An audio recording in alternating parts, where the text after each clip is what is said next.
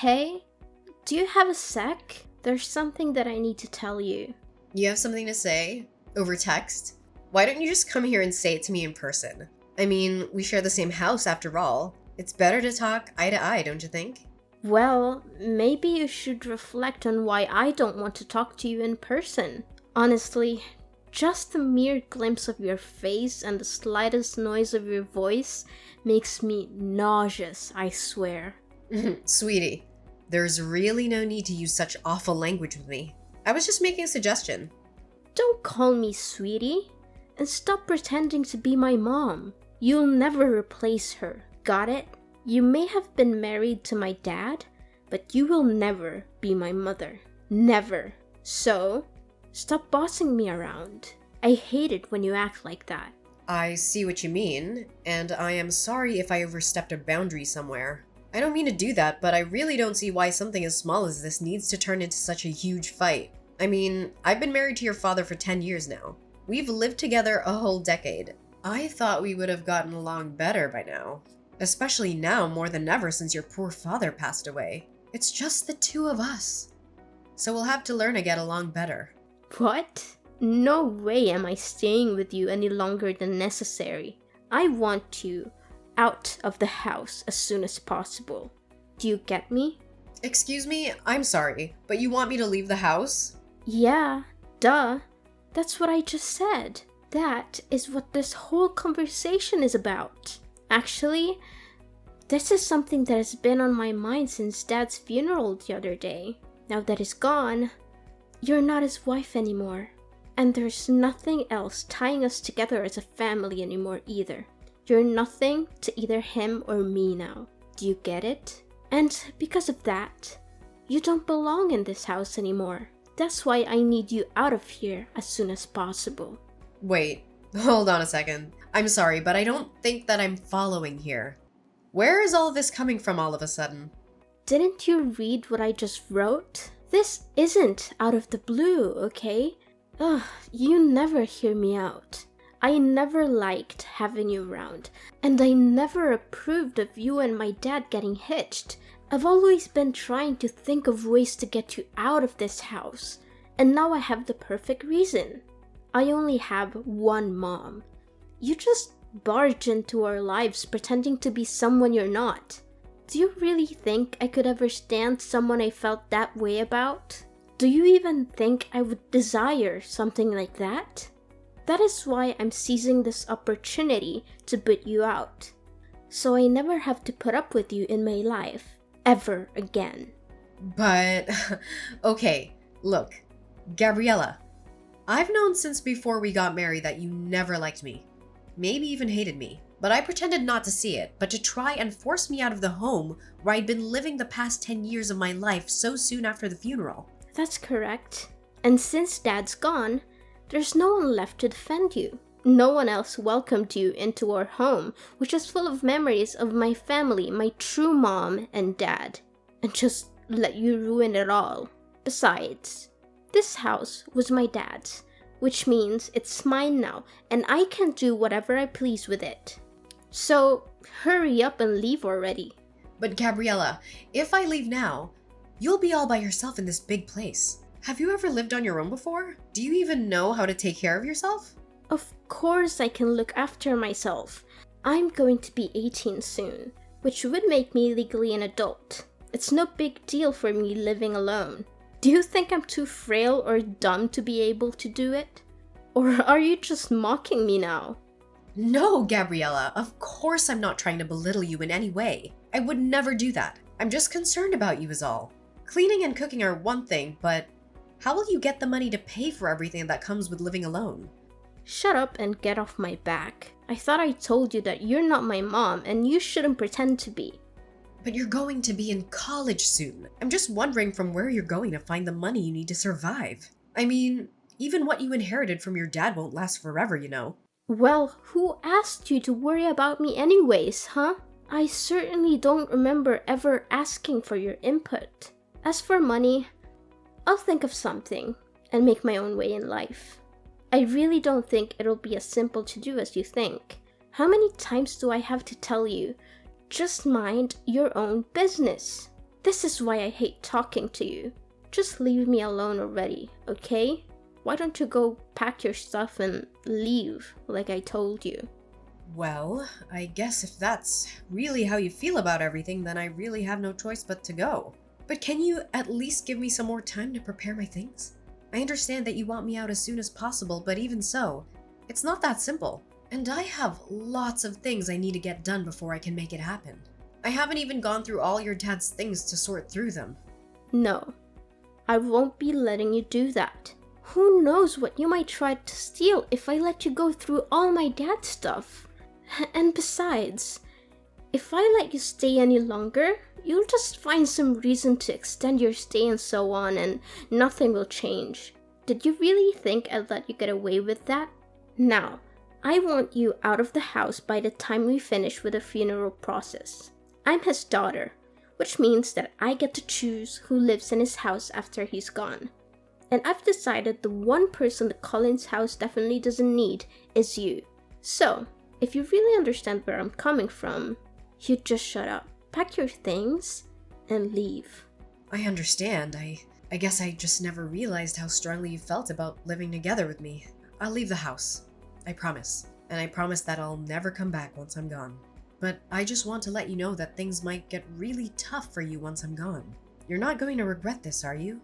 Me? Regret kicking you out? As if. It'll be more like a dream come true than anything. Hey Gabriella, I just wanted to text you and let you know that I've finished moving all my stuff out of the house. I also wanted to take a moment to thank you for everything, even though we didn't always see eye to eye.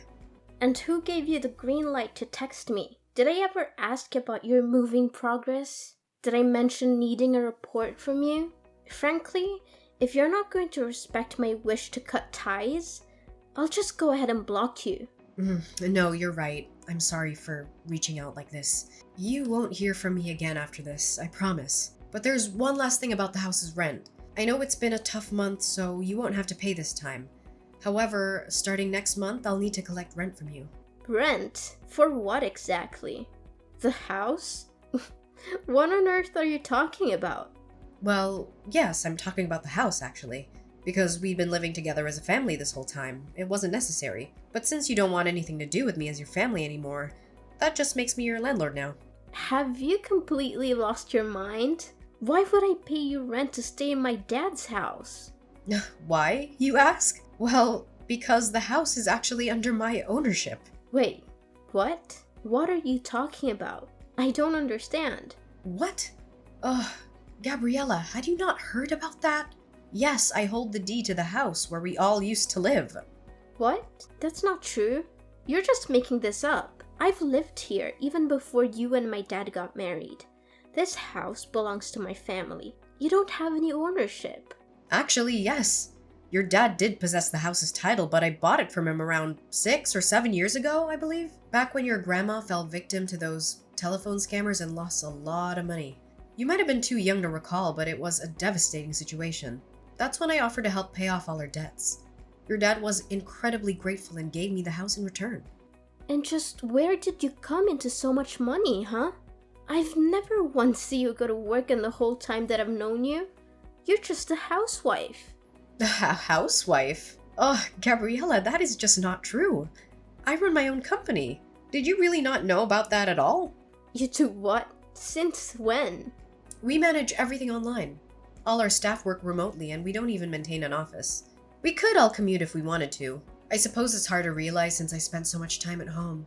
But a lot of that time, I'm essentially working as company president. I can't believe this. You keep lying to me. Gabriella, it's not a lie. I swear it. That's how I was able to help out your grandma after she was scammed. So you're telling me the truth? Absolutely. I wouldn't lie to you. Do you totally believe me when I say the house is mine?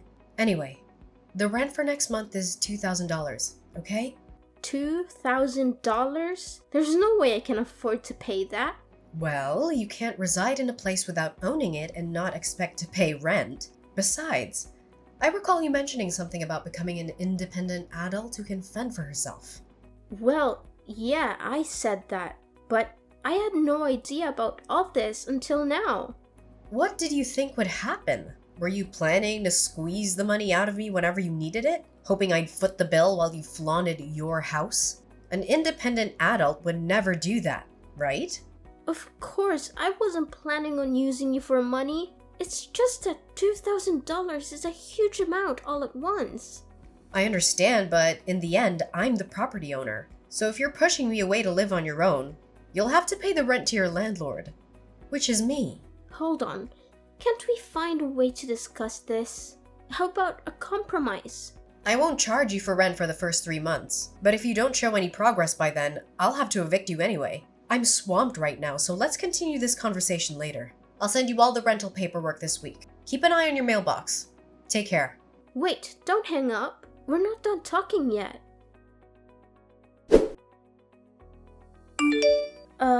Lainey, are you there? I have something I need to talk to you about. Oh, Gabriella. Sure. What can I do for you? Well, the thing is, I guess what I wanted to ask is, I'm just wondering if you've forgiven me yet. Forgiven you for what? What are you talking about? Well, it's just that I guess earlier I might have possibly lost my temper a bit and, well, anyways, I've calmed down a bit now and realized that I might have made a little mistake. I'm sorry, but I don't quite know what you're talking about. I realize this might be hard for you right now, but could you please just tell me what exactly you're talking about?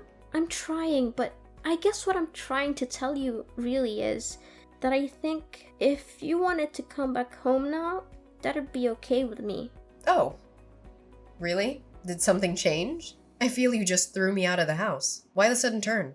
Well, yeah, I did do that. But then with you gone, I guess I kind of realized just how much you did around the house and how much there is to do without you. So, I guess that's why. I think you should just really say what you're actually thinking. It'd save us both so much time. But if you're starting to see that managing a house all on your own is hard work, then yes, I completely agree with you. And so now I'm guessing that you don't have the money to pay rent? That you've changed your mind about kicking me out? I mean, if you word it like that, then...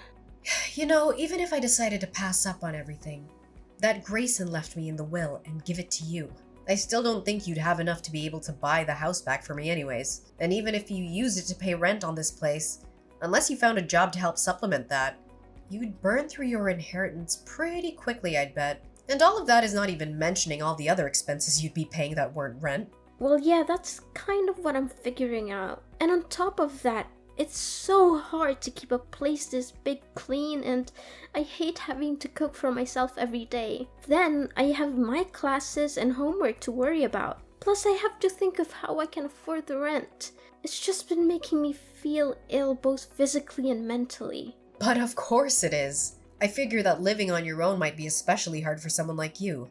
I hope the cooking is going well because I don't remember you helping out in the kitchen once, ever. And yet for some reason you thought you were ready to maintain a whole house by yourself? You're right. And I guess I just never realized all the things that you actually did do for all of us when we lived together. That's why I want to really, sincerely apologize for the bratty attitude that I treated you with the other day. I promise to never throw you out of the house again. You always pretended not to see how I really felt about you, but I don't want you to do that anymore. I promise that I'll do my best to see that we get along. So please come back. Yeah, I don't think so. But I just apologized. You hated me so much that you couldn't hold back from throwing me out of my own house, just days after your dad's funeral. And now you only want me to come back because you're getting a taste of the real world. And you're realizing that it's not so easy on your own. I mean, have you put any thought into how you're going to go on like this? But I apologized. I thought about what I did and realized just how much trouble I caused you over the years. Please, I'm sorry. What else can I say? And I think that you're just saying that you're sorry. But the only real reason that you want me back is because you realized how hard it is to do things on your own. So now you want the person that used to cook and clean for you to come back and do all of that once again. No, that's not true. I promise. I really do want to make up with you and try and be friends. Well, that's the thing, Gabriella. I don't.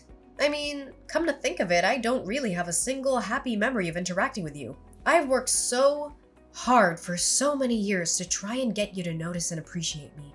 But all you've done for the past 10 years is either ignore me or hurl abuse at me. You've only ever used my presence in this house for your own convenience. Even if you didn't realize it until just now, I really don't think I owe you the forgiveness you're looking for. Please don't say that. Surely we can talk this out. Please, I can't do this on my own. Please, Mom, I'm begging you. I thought you and I were nobody to each other. Why are you pretending like you're my daughter now? How could you? Anyways, I'll be expecting next month's rent soon. I'll send you my bank info soon. You can just make the payments through there, okay? See ya. Wait, please. It wasn't supposed to happen this way. I apologized. I reflected on my actions. Please come back to me. And so, after that, Gabriella kept trying to apologize. But honestly, it was clear that her main motives were centered around avoiding chores and dodging the rent. I eventually reached the point where I couldn't tolerate that attitude anymore. So I decided to take a different approach and got in touch with Grayson's older sister. She agreed to take Gabriella under her wing, aiming to instill some proper manners before college. With her experiencing raising 5 kids, 2 boys and 3 girls, who've all turned into wonderful adults, I feel she was the best person to teach Gabriella a thing or two about housekeeping, budgeting, and general etiquette. Meanwhile, I've been taking care of our now empty old house.